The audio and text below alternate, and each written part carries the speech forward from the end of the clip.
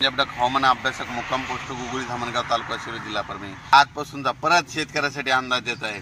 कारण की राज्यामध्ये आता हळदी काढणं चालू आहे, शिजवणं चालू आहे, त्याच्यानंतर कांदा देखील काढणं, सर्व शेतकऱ्यांना सतर्क म्हणून हे अंदाज देत आहे। राज्यातील सर्व शेतकऱ्याला सांगू इच्छितो की राज्यामध्ये आता जवळपास सांगायचं झालं तर 6 तारखेपर्यंत हवामान कोरडं राहणार आहे म्हणून हे अंदाज लक्षात घ्या।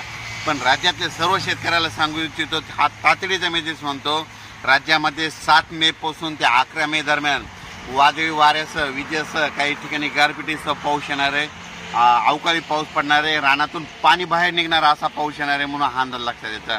विभागावाई बोलायचं झालं तर राज्यात सुरुवातीला आपण पूर्व विदर्भातून सुरुवात करू। राज्यामध्ये 7 ते 11 दरम्यान पूर्व विदर्भामध्ये म्हणजे खूप ठिकाणी शेतातून पाणी बाहेर निघाला असा पाऊस पडणार आहे, विजेस पडणार आहे, विजा असणार आहे, गारपीट देखील होणार आहे, वारा देखील असणार आहे म्हणून स्वतःची काळजी घ्यावी।